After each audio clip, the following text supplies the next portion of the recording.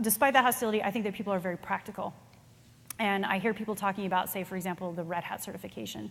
And they're like, actually, if somebody passes the Red Hat certification, they're actually pretty good. And you hear people say stuff like that, and so then you want to find out, what is it about that certification that makes it good, and can we find a way to turn it into something that a nonprofit can be the administrator for. And you see that in most other industries, right? There is a nonprofit organization. We talked about FINRA, which is like a financial broker certification. I don't know if I said that exactly right, but anyway, you end up in the industries where they need this, you end up with a nonprofit as the holder of it, because then you can trust that organization not to be biased. So I think that's probably the direction that we have to go, but it does start with having a certification that people see value from. Thank you. Hello, I'm Corey Leaning-Hainer from Los Alamos National Laboratory.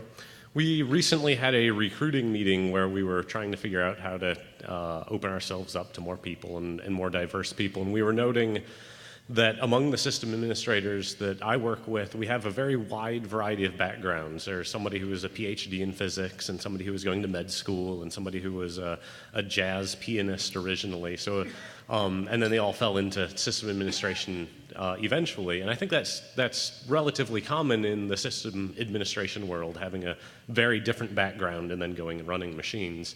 So I've wondering if you have thought about the loss of that diversity if we were to move towards more of a formal training and something that puts you on a track toward system administration. I mean, maybe I'm just like really naive, but I actually think it's going to increase diversity, and I base that on my experiences offering training for people who have no background in programming. When we offer people a system that they can tap into, regardless of their background, if they have any interest in it at all, they're like, oh, so if I just follow these 8 steps, like, then I can get a much better job than my crappy administrative assistant job. You're like, yes, and they're like, okay, I'm in. They go for it. I do think it will change the culture. I mean, having different.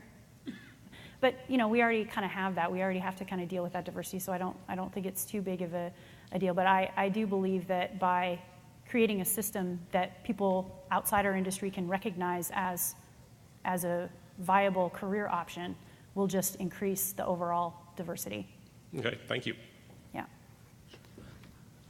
Sorry. Matthew Barr from Snap Interactive. I actually work in industry at this point, so